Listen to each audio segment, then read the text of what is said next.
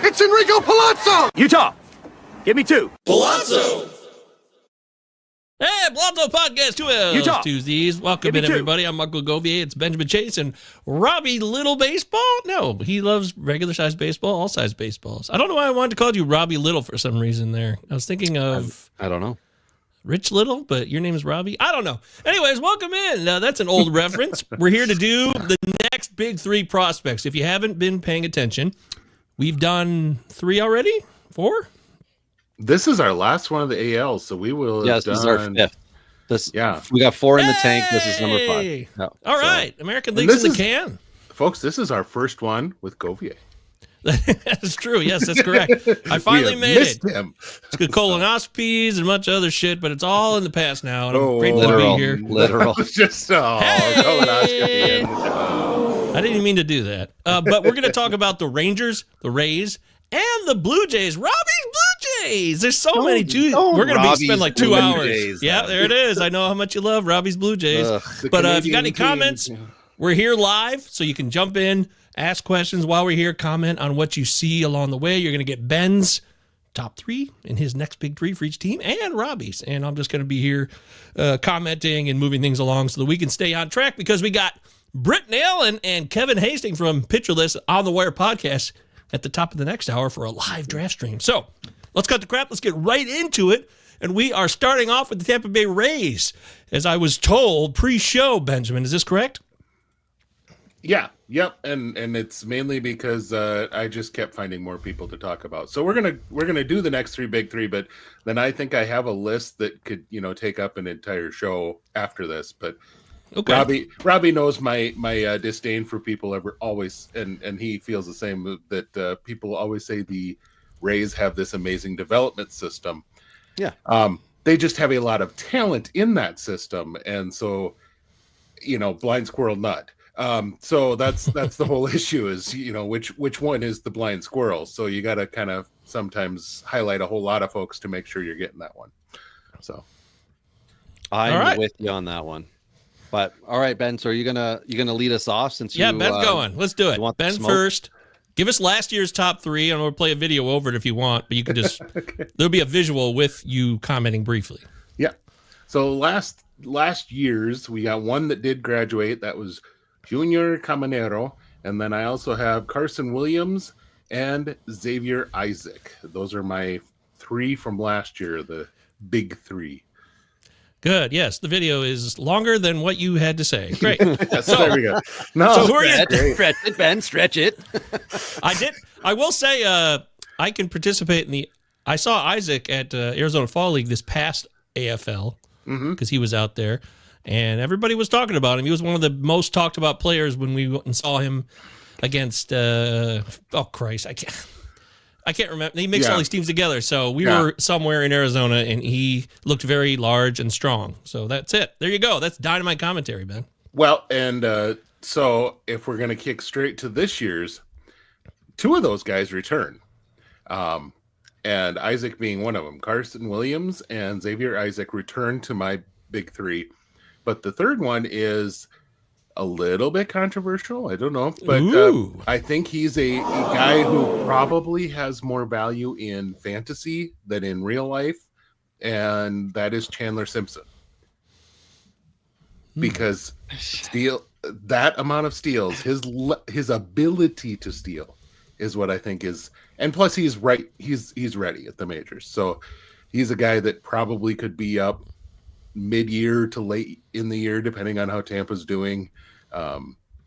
And I think there's a lot there as far as a Juan Pierre prototype, which, yes, I know those are plenty of folks are like, we don't need any more of those in the game. But I don't know. You get a guy that can steal 70 and hit 300. That's an okay skill base to have. I just don't think you're gonna get 100 total runs in RBI. That's the issue. So he had 104 steals last year combined? Yeah. Wow. Okay. He is and it's folks are like, yeah, but he got caught all these. Well, yeah, but take the percentages. He still stole at like an 85% success rate. And if you do that, you're going to be allowed to run free in the major leagues. So, okay. All right. Well, what about you, Robert? What about last year? Remember last year? What happened? You know where we are? Do I remember anything? Last year? So, as Ben stated before about my disdain for Tampa Bay's pretend love of developing prospects, Junior Caminero, Xavier Isaac, and Mason Montgomery. That's who I had. Left-handed pitcher. Had to put the boy on there. 23-year-old, 21 6-rounder. And of course, all these guys just took off and did amazing things. No, they didn't. Were they all coached up excessively? No, they weren't. But for my guys this year, because I don't want to dwell on the past, but I want to talk about what has happened. Xavier Isaac returns to my board now as a 21-year-old, 2022 first rounder, hyped up for good reason. I've got to click on my report that I made for him here. He hit a wall when he got to Double A, but the increased K aside, which was astounding, how all of a sudden he turned into, name your guy, Gallo, Dunn, whatever, your massive K, like just completely sold out. He still is projectable at 80 runs, 80 RBIs, and 25 home runs. So noting that at Double A, he kind of became a different profile of player, it doesn't change the fact that at 21, he can go back into Double A and just murder it this year, and it'll be great. I also have added Carson Williams, 21 year old Double A guy, legit Gold Glove minor leaguer shortstop, Tampa's future shortstop, but he doesn't. Gold Glove really pays off in fantasy. 100%. What it does, Govier, and Govier, you're going to learn this with your Hamilton rank. What a Gold Glove does is it gets you at bats opportunity. I did want to talk to you about it. Today's not the day, but my God, and I'm with you on the David Hamilton love, because I also have Chandler Simpson on this, but I want to finish up on Carson Williams. He doesn't have the power for elite stat lines, but he is their future. But I think it's 10 plus. I think you're looking at a double guy here. I mean, this is the same guy. You put him in your lineup, and you're not trying for superstar stat lines out of him. But especially if you play in some crooked league with corner and middle infielders and maybe two utilities, like the more players involved, or the more number of teams in your league, the more likely you are to have success with Carson Williams. If you're in a smaller league, he's not worth it. But every day at bats, depending on where they put him in the lineup, things could be good. He shouldn't be a 7, 8, 9 bat. That's not going to help you, of course. But the defense is going to get him in the lineup, which is great. Yeah. Moving on to Chandler Simpson, as Ben alluded to, we've got a Juan Pierre here, but we also have a Luis Ariz hit tool, which is that he is effective. Now, what's he going to do for runs and RBIs? Well, in the minors, nothing. That's what we've seen so far. But that's what happens when you are a third-ish round pick. I think it was a comp round pick, and he was like 70th overall, something like that. When I was looking earlier today in 22, so Tampa Bay's invested in him, and he went from 70-something steals or 90-something steals to over 100 last year. So they're letting him do this. They're literally letting him run, and on a ground ball, he's should be getting to second. I'm going to argue that this is my holdup on him. No, because he's so fast, he should get to second. No, I know. I'm just saying. I watched him literally do that on a casual slow roller to right field. That would be a single for everybody on the planet, but it's right in front of the right fielder there. But the right fielder was just kind of taking his lackadaisical time. Simpson hit the afterburners halfway up first baseline and slid into second base with a double on a routine single. I would think that ridiculous. Should be what would allow him to have some level of OPS. And he has pretend OPS right now, not real OPS. He's got OBP, but that's because he's not striking out and he's walking. Like he's roughly 1 for 1 K to walk, but both of those rates were under 10%. The problem that I have with Chandler Simpson is that he actually needs to be coached up, because he seems to me like he has very low base runner IQ. He's obviously excellent at stealing bases, but there's another element that he's missing in development, and that's getting from first to second or second to third. Because last year in 451 at bats, if you haven't looked, guess how many extra base hits he had? 16 is the answer. I was going to say it's less than 20. A speedster should have in excess of 45 in that. Like, you should be able to turn those jets on. So I see explain that. poor ability to judge where the ball is and who you're playing against, and your own confidence in yourself. He probably has an ugly girlfriend. He needs to understand that he's going to make it drop, second. Yeah. He's going to go from first to third. That's going to help the runs. Like the RBIs is the only thing I would like to think you put him in the right spot in the lineup. He's going to get more. Hasn't happened in his 2 years pro yet, but that aside, he should be able to have more doubles because of his hit tool, but he's literally slapping the ball. Yeah. Well, and sometimes not even that. He did a lot of bunting in the games that I watched. Okay. Which I mean, I didn't look at the bunt number, so maybe that is part of this 451, coming down. If you've got that kind of speed, that's not a bad idea. I was just trying to pull up his Fangraphs page here to see his ground ball rate, 56% in AA last year. That's a lot. That's a lot of balls on the ground.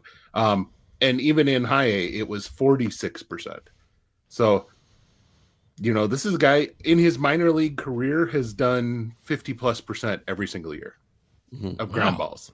And this is a huge year for him this year, right? This year is huge for him as far as like what his true value is going to be, because as far as fantasy goes, he is drool worthy on your daily lineups, because he's the guy who goes in on, on Thursday when Tampa plays and not many others are. He's going into your outfield on the weekend. He's going to go in when you need to catch up in steals, or if you have a couple of mashers who are, if you have Judge and he's not doing well this week or whatever, he has the ability to maybe become one of those guys.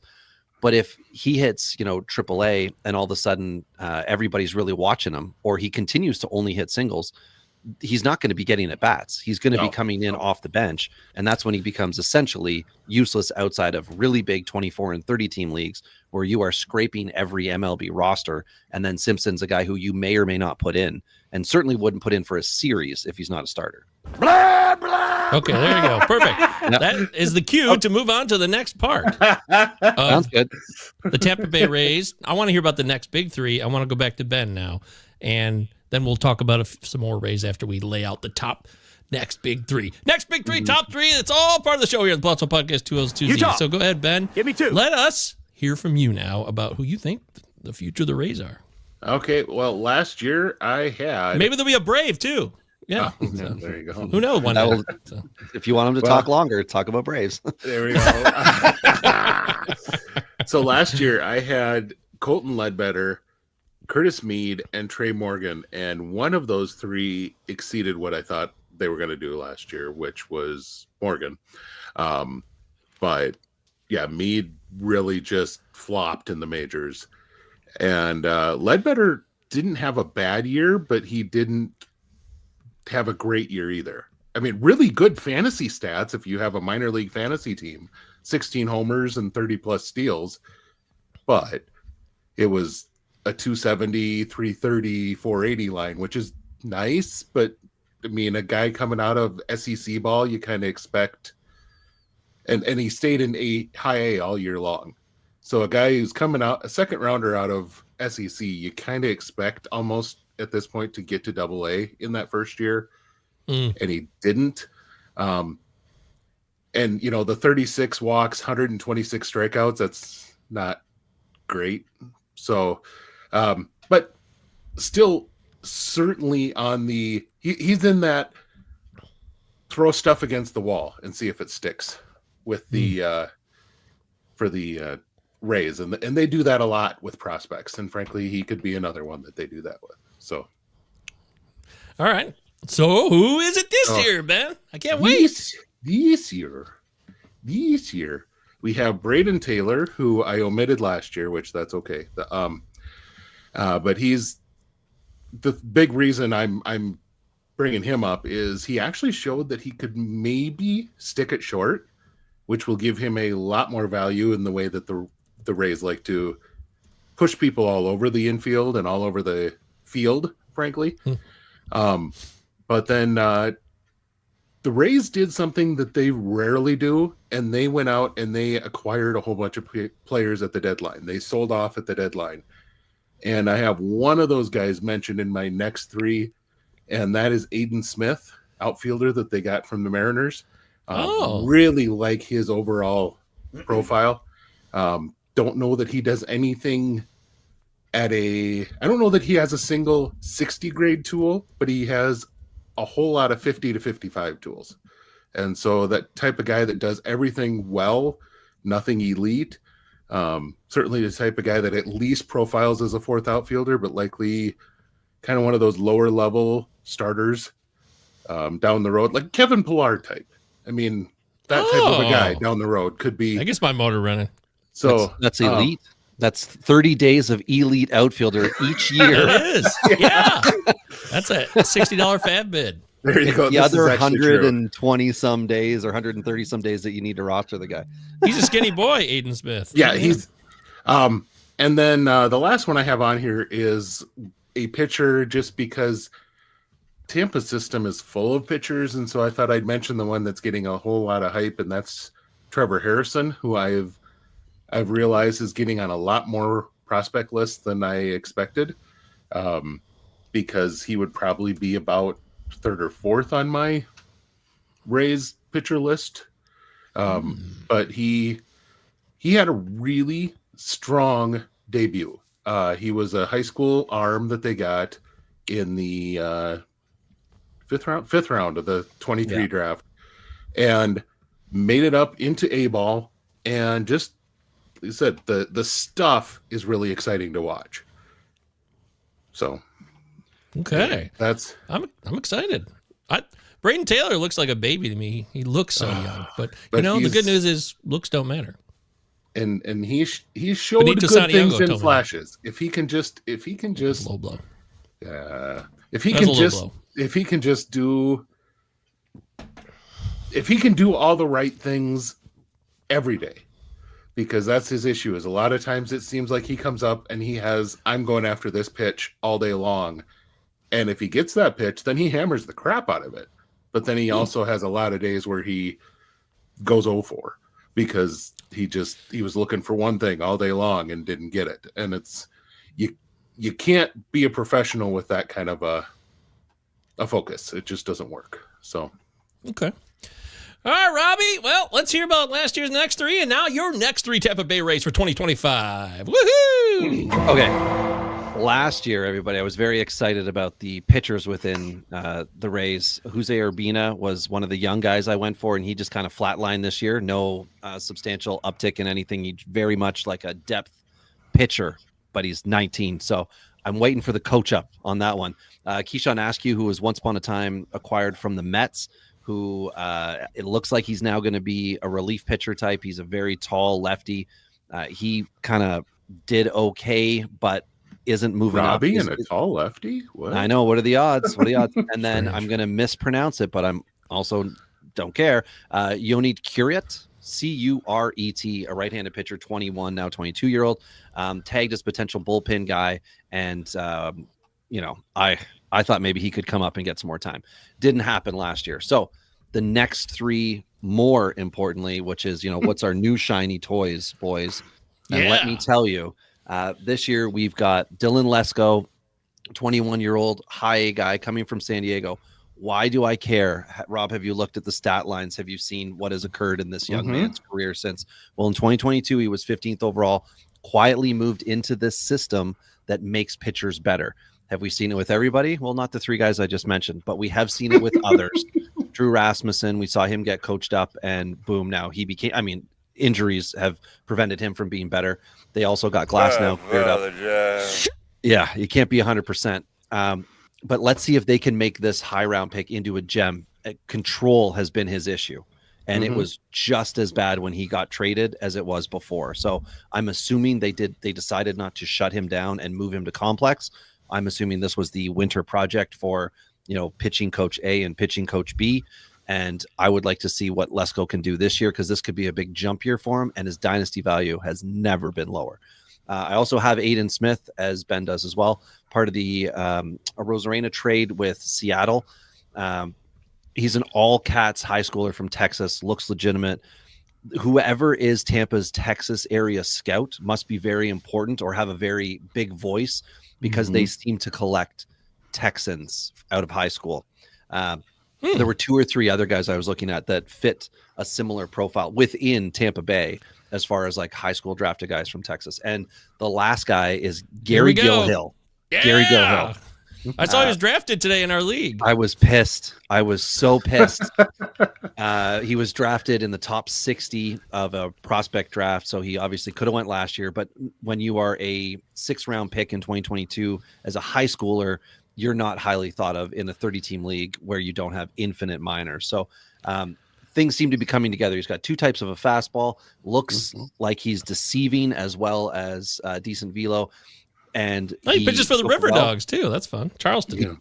Yeah. He took well to the innings increase that they gave him this year, which can always be something that hangs guys up. He fell off a little at the end of the year. Yes. I mean, I'm going to forgive that to fatigue. Yeah, I was going to say you could see at a point in August-ish where all of a sudden the command just wasn't the same. And it got hit. It got hit hard because you could tell he was tired. He was trying to aim at that point. And but the hell of an aim, he was throwing. The guy was not pitching, I guess. Yeah. The guy who he reminds me a lot of at the same development level is Taj Bradley. Oh. And I think that could be a really interesting fit. Yeah. Okay. Because it kind of both similar guys that weren't a lot out of high school, have a very similar arm swing. But just, a lot of similarities in what they were at the same stage. Bradley had the advantage of being able to go through the Appy League and things like that and slowly progress, whereas Hill was kind of pushed into gaining those innings in single season or in full season ball. So that adaption, you saw Bradley jumped onto the scene in the Appy League because he had to pitch 3/4 of a season and never really ran out of gas that year. Well, Hill ran out of gas because he had to pitch a full year. So there's the difference. Still got a ways to go. He's a young man with his whole life ahead of him. A 20-year-old, 6'2", 160. Seems generous, actually. He looks like he's 140. And also as an East Coaster, guys, they typically have less, a Northeast Coaster, they typically have less in-game innings on their arm as far as like what's been accounted for. So whether that's, the case with him or not, I do know that a lot of like travel ball teams that swing up through Ontario and American teams in this area have a lot of inning limits that they're putting on guys now. So he probably fell under that because this is guys I'm dealing with that are now 24-year-old young men. And at that time it was, if they're pitching in high school, they can't pitch this weekend in travel ball or vice versa because they were trying to be very protective of arms. And of course, trying not to teach curveballs was the other thing. So that might be where some of his future development could come from. The fact that he has been shone away from things, whereas now he'll be exposed to all those things to maximum. And he stood there like the house by the side of the road and watched it go by. Struck him out. That's the future for Gary Gilhill. Best name I've heard in a long, long, long time. Yeah. All right. Now, I know there's a potpourri leftover hodgepodge of Tampa Bay Rays, so let's hear it, guys. Let's hear the remains. Well, Robbie's favorite position, Dominic Keegan, bat first catcher. I think he's a guy who's going to have potentially a David Ross type of career where he's maybe not ever a starter, but a guy who gets enough at bats to where you can worry about him on your 2 catcher leagues. Like David Fry last year? Well, that was straight. I mean, man. David Fry just nobody liked and he wouldn't go away. And then eventually you're like, I think I like him. I think I'll play him. You had to play him. Their first rounder this last year, Theo Gillen, fits your mold, Robbie, a high schooler out of Texas. They already moved him to center field, and the athleticism should work there. Just got to kind of see what he does in full season ball this year. And but lot of talent. We'll see how that works. Cooper Kinney is a guy who really fits well with Tampa's desires at the major leagues because he can play all over the infield. They grabbed him out of high school in 21. Just kind of like your Martin Prado, Placido Polanco type of offensive game, but just can play all over the infield. So could definitely be a guy that gets some time. I have a Canadian on here. Their second round pick, Emilian Pitre, went to the University of Kentucky. And he took a monster power jump in his draft year. And he's always been kind of a slash and dash type of guy, except he doesn't have a whole lot of speed to dash. So but at second base, he is a really good defender. And so that could work for him. But if the power jump is real, he's definitely got a lot more interest. So we mentioned that they had a bunch of trades. Last year in the trades that they got a bunch of arms that I really like. And then I got one guy that they acquired a long time ago in a trade, but that's how he came to the system. So I have him written down. Ty Johnson is the guy they got from the Cubs. On him. Yeah. 6'6" righty. Just looking at him, yeah. Oh man, his stuff is fun to watch. 120 strikeouts in 84 innings. So it definitely will get some swing and miss, but right now he's about a pitch and a half sort of guy. So I don't know if he's got a true even second pitch, let alone a third, but in the minors right now, I think he's only been in A ball. So you can dominate with that kind of stuff. He's been low and high A and then high A again post trade. Yeah. So hasn't met up with that competition of hitter yet, but 84 innings last year, 120K, the opposing team batting average 199. So it looks good on papier. Nice. Jackson Baumeister, guy they got from the Orioles, 6'4". They cleaned up his delivery a little bit already after the trade, and it immediately helped in his control. He was about a 4 walks per 9 guy and went down to about a walk and a half per 9. And if he can do that, he's got the type of stuff that he's easily, mid-rotation type of arm. He's really well built, has a good delivery after they've cleaned it up. Now that could be a good mid-rotation type of guy. And then Brady Hopkins they got along with Aiden Smith and has showed up on top 100 lists. And I think 100% that is because people are like, Tampa made a trade? Who'd they get? Love it. Is it Brody or Brady? Just for the record. Brody. Because I saw. Brody. Oh, okay. I just want to double check. Yep. And he's a control over command guy right now. He's not going to hit the catcher's mid, but he gets it in the middle of the zone. And so sometimes that can be good, but once you get up into the upper minors, you leave a hanging slider over the middle of the plate and that's going to disappear somewhere. So, but yeah, really, I like him as an arm. And then the last guy I got was a younger guy this last year, Santiago Suarez. They acquired him from the Marlins, and he was 19 last year in A-ball all year. And I looked up some of the stuff, and most of the games that he pitched in, he had the highest velocity of anyone in the game that had pitched that day. So, it's 96 to 98, but still, you're consistently doing that as a starter every single time out at 19 in A-ball. That's something to at least keep an eye on.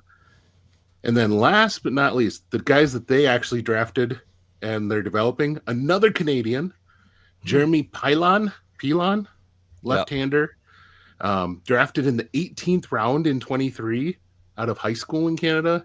And his first full pro season had 83 strikeouts and 60 innings. I just saw Eric Longenhagen released his top 100 today for Fangraphs. And Robbie's guy, Uniel Corrette, made it, which is interesting. Yeah.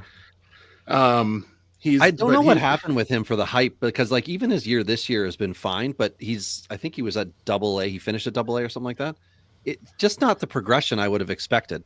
But yeah, he's been a slow burn sort of guy, but then kind of hit a streak last year, and we're all the way up to AA on that streak. So we'll see what he's got. Owen Wild was a 23 7th rounder, mid-rotation guy. They got another one, Drew Dowd, who was a 23 8th rounder out of Sanford. And same thing. They're just kind of mid-rotation at best, probably back-end guys, and likely going to fall off the world at some point. But the one who's been fun is Ian Seymour. He was a 2nd rounder in 2020, and that draft has sucked. That draft has been a terrible draft as far as talent. For Tampa. For everyone. No. Maybe not for the Braves, but for most teams, that 2020 draft. I mean, Mikey, who did the Tigers pick first that year? Yeah, I think wasn't McGonigal in that draft though? Your boy?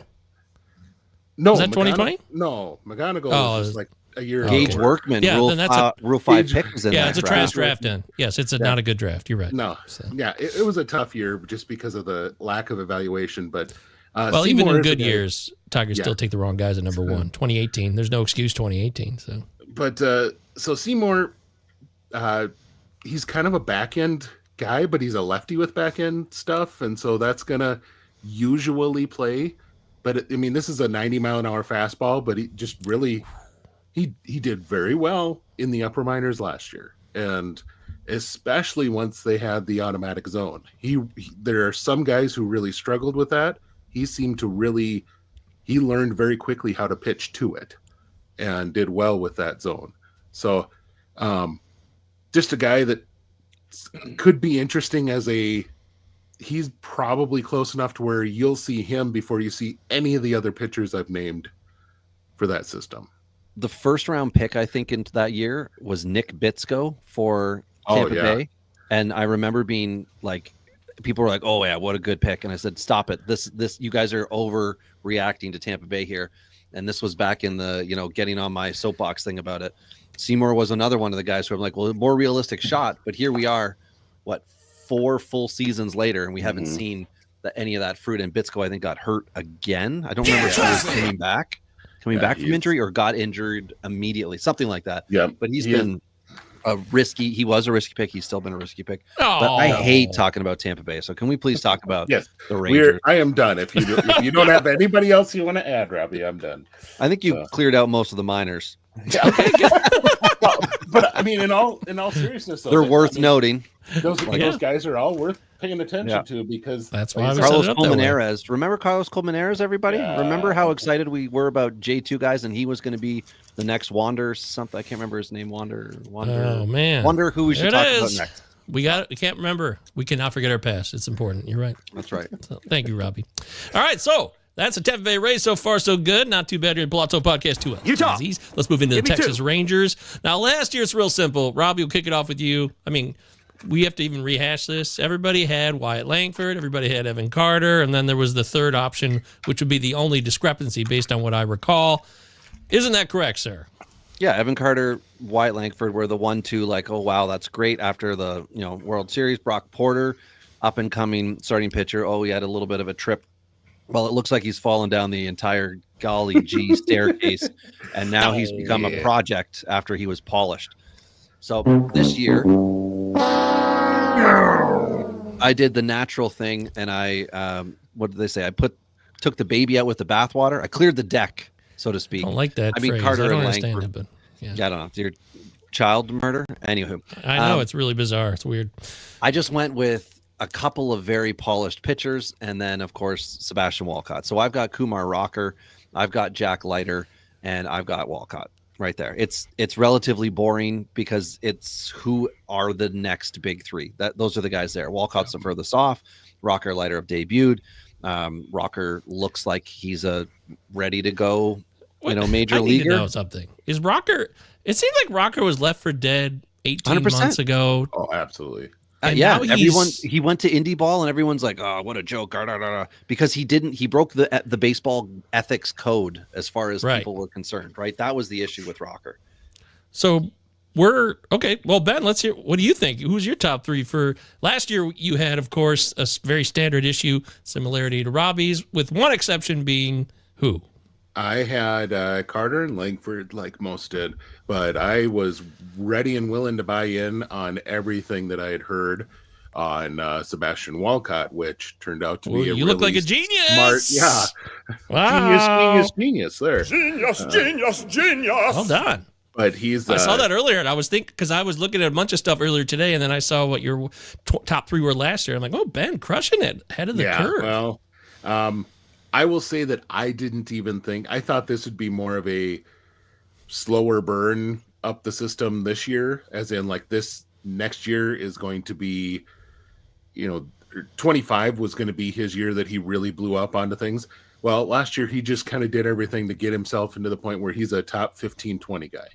And so I think it is something to pay attention to that Baseball America writers, after they got done doing their top 100, JJ Cooper sent out a note to everyone and said, tell me who you think has the best chance, who's not in the top 10, of being our number one prospect last year. And every single writer sent him back Sebastian Walcott. And so they had to divvy out who was going to write up somebody other than Walcott for that particular piece. because every single writer on staff all went with Walcott. So we're gonna get all in your face and point out your faults. No, there's none to be found. It's incredible. Yeah. So this year, I have Walcott back, and I do have Rocker on there. But like Robbie mentioned, they have a good amount of pitchers that could do something this year on that team, especially if guys like Jake DeGrom pitch 4 innings and then disappear. Uncle Ted being very clear on the record. Thank you, Uncle Ted. I'm sorry, but I love how both Leiter and Rocker are like, he's a closer. He's a closer. It's great. Yeah. I mean, that's the failed starter mentality, right, guys? He's a starter, but you're going to max out their potential first. Yeah. And here's the reason why, too, by the way. Uncle Ted lives in Dallas, so he knows. Rocker, okay. Sure. Rocker's slider is maybe the best slider in baseball. And this is coming from a guy who's a big Max Meyer fan. And frankly, Meyer always had that reputation. So, right. Sorry, Ben, go ahead. Yeah. But then my third pitcher that I have, actually probably 2 years ago, everyone said this is a future closer. And now they're getting some traction on him as a starter. And that's Emiliano Teodo. He went to the fall league last year. And, people didn't believe that he was going to be a starter, and he was able to show that while going multiple innings and still popping 101, 102 in the final inning while he was out there. He's a lot of velocity. He's got 2 good breaking balls. It's a matter of, I think I don't remember if he ever got stretched out to more than 5 this year. And so he had 19 starts last year, 86 and a third innings pitched. So probably he did have 50 walks. Yeah, but we're going to ignore that and say he had 110 Ks.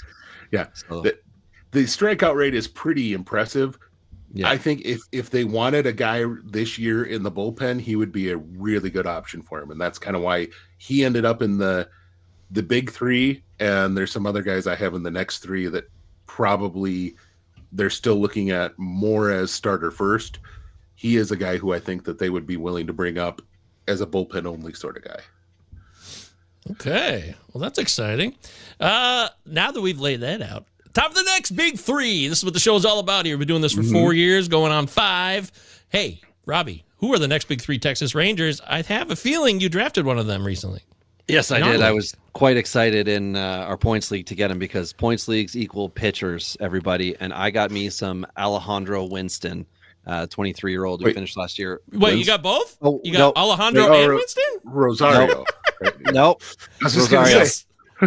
Oh my God! I fixed. Did you get Winston Santos? Because someone else got Winston Santos. The funnier thing was that what I had originally put in was Alejandro Santos. I'm like, you idiot, you did it wrong.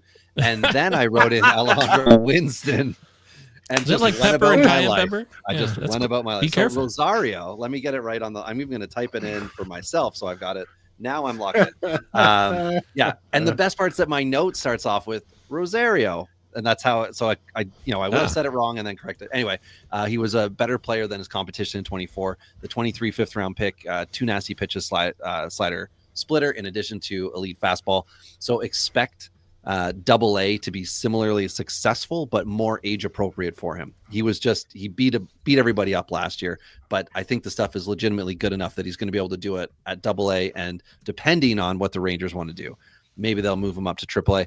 They, brought in a whole bunch of arms last year that all got hurt or something happened, and they were just using players.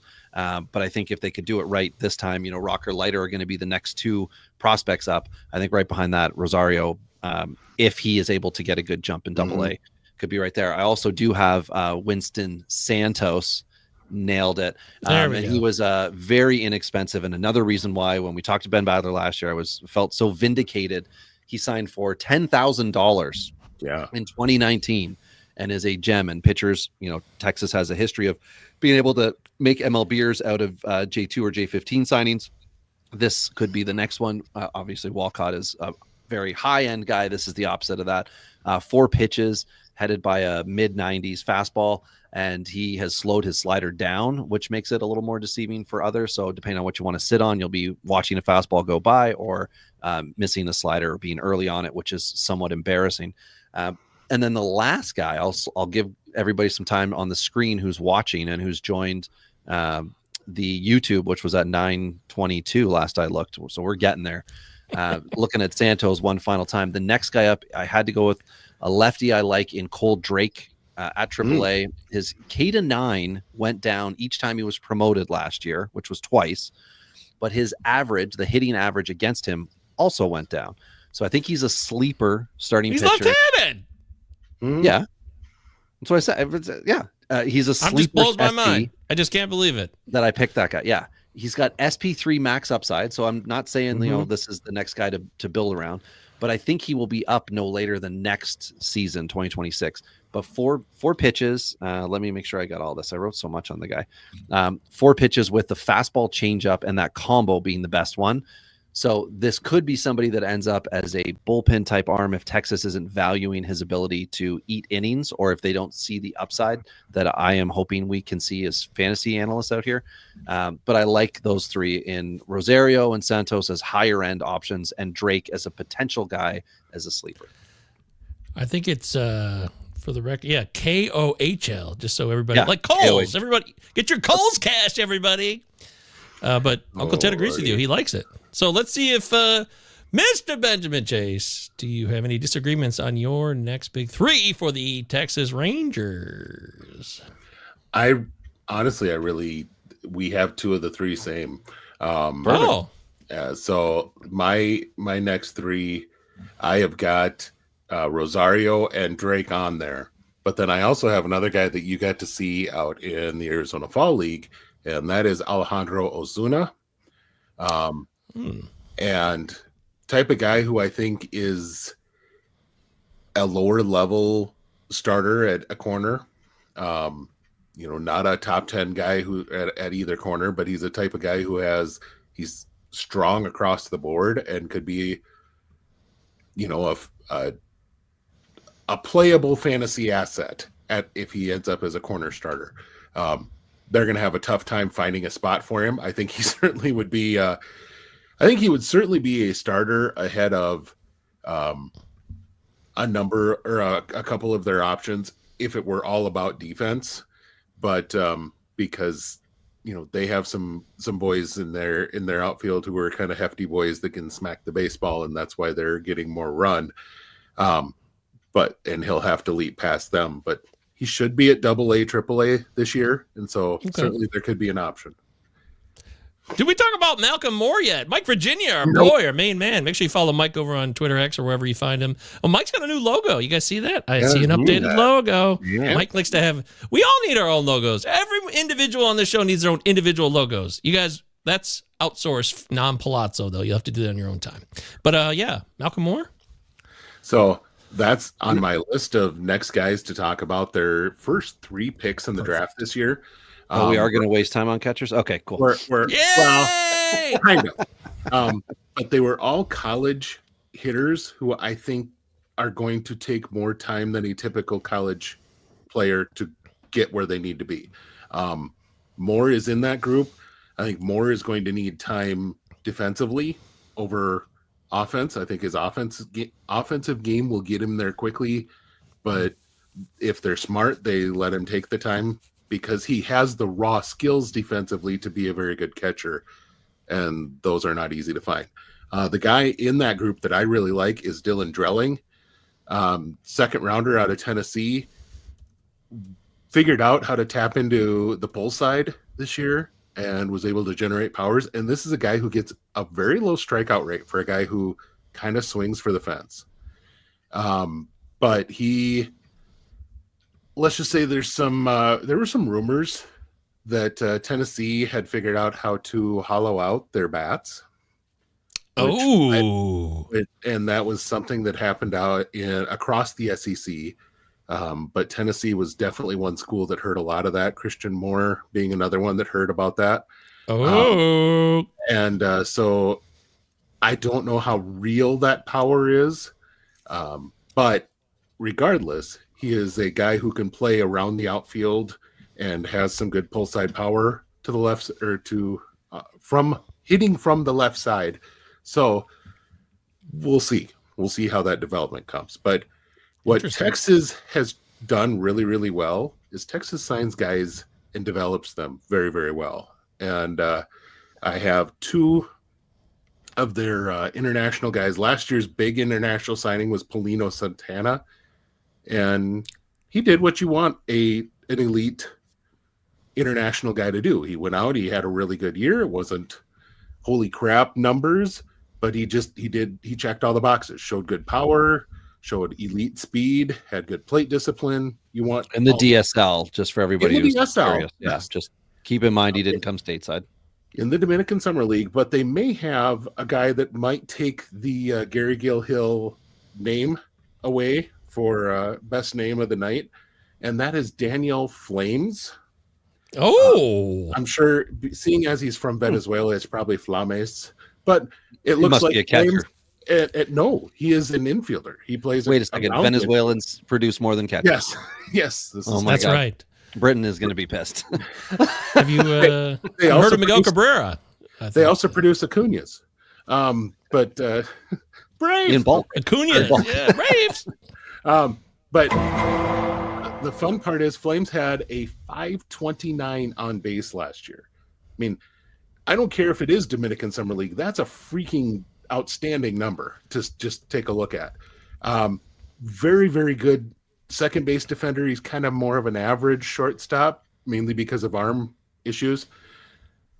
The question will be how much of his power develops, but this is a guy to just kind of keep an eye on, a guy who wasn't a huge signee, but they have a whole bunch of fun arms too.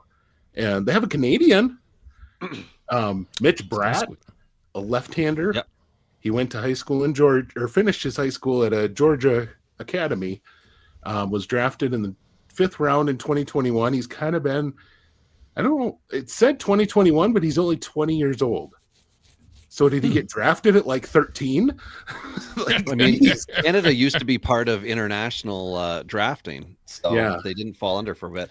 Another he was guy a 5th rounder in 2021. Yeah, as I was collecting lists, 20.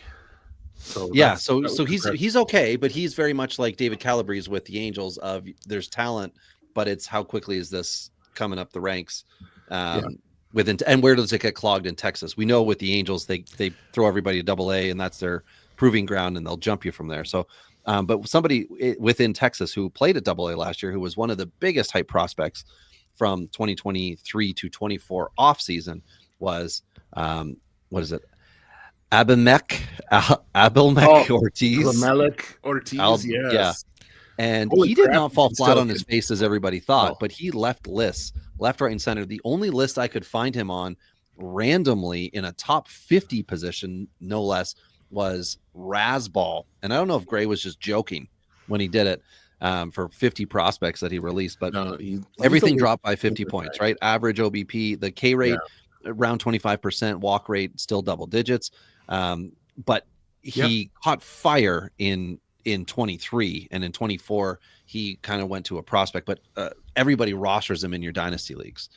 It's a AA jump. It's not always easy, right? So it's far from over. So now we'll see how he adjusts back. Does he take a different approach? How do things go? But Ben, I wasn't sure if you had said who your next big three was for Texas in 2024 before you started. Oh, I thought I did.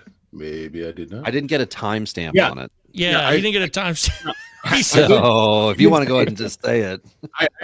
Both of those. I said Rosario and Drake were on mine. Okay, so it was just really fast. And then it was just Ozuna was the last. Yeah. Yep. So Alejandro. Texas, last one, we'll get a couple guys out here quick. Ryan Garcia was a 2019 second rounder, missing the COVID season, and then he had Tommy John, so he really got behind on his development. But he looked very good last year. Probably a mid-rotation back-end guy. But just the pedigree is there. And then you have David Davalillo, nailed that. Nice. I like it. Another Venezuelan, but a 19-year-old international signee pitcher. One of the most fun sinkers I've ever watched. It is a wicked-looking sinker. Excuse me, but he is going to likely need to go find something else in order to make the starter route work. But that sinker, he has just kind of a different angle on his pitches, and so it makes him look different. And he could probably succeed as a swingman type but someone to keep an eye on, because when he is in, he gets a lot of strikeouts because of the way his pitches look. So I think the last Ranger to mention, this one's the most worthwhile, but I know we got to move, is Dustin Harris, perennial future All-Star, right? The floor hasn't fallen out on him. Still a lot of talent. It's just how to realize will it come together? Who's he going to be? Yep. So he is somebody still prospect eligible, still worthy of mention, despite he has debuted, had his little tea sandwich and moved on. Just like we got to, right? That's right. 25-year-old Dustin Harris is still a chance. So now we've saved the very, very smallest part of the show for the final chapter of today's edition, which the is Toronto Blue Jays. Appropriate. All right. So. Perfect. I mean, we planned it this way. This is not by accident, folks. Pallazzo Podcast, 2 L's, 2 Z's. Follow Benjamin and Robbie everywhere. Discord's wide open 24/7, free, ready to rock, and serve you at your pleasure. So, Robbie, Toronto Blue Jays. Let's hear it. Last year's big three. Let me timestamp it, guys. Come on. This is important. Of course. Last year's big three, Ricky Tiedemann, who we were hoping would be back healthy and everything. Orvelis Martinez, who was, depending on who you were, their future third baseman, their future shortstop, power for days. And then Brandon Berea, who was 3 pitches and ready to really have that big breakout season. 0 for 3, right? But here at minute 51, and let's call it 15 seconds, my 2025 big three, I'm repeating Tiedemann, and I'm not going to explain myself. Okay? That's what I'm doing. Trey Yesavage is on this list. As far as talent goes, it looks like he is the number one on the pitching talent side, and Tiedemann is going to have to, earn his clout back. But Yesavage drafted this past year in the first round, all the tools that Toronto needs for a guy to come in for 2027. So I'm expecting to see AA this year. I'm expecting potential end of season AAA, and 26 to be his AAA season knocking on the door. And he'll be playing in Buffalo, so it's possible I could go see him play. And depending on the tariffs at the border, enjoy a game and a beverage. But he's very interesting to me. And then the other one is the guy they got when everybody was so pissed over the Kikuchi trade and all the value. Thank you. All the value that Houston gave up. That's a great one. And Jake Bloss was one of the guys coming back. And this is to me, pop-up prospect, 2023 third round guy who could be the next man up behind Rodriguez as the 6th starter or long man, whatever they're going to do with Rodriguez in camp for the Jays. And that was one of their off-season guys, Yariel Rodriguez last year.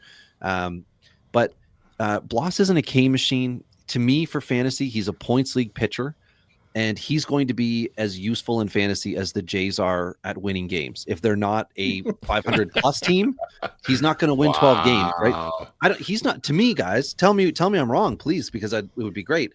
At 24, I don't see him as a quality start machine. I don't see him as an innings eater, like a ground ball guy to get out and to get into 6 and beyond. No. I just see him as a base pitcher, SP5 type guy who will have good turns in the rotation, but is not going to lead the rotation. So when everyone got all excited at the trade, Govier's got it up for everybody on YouTube, checking out the stat line and stuff last year, because he debuted with Houston before the trade.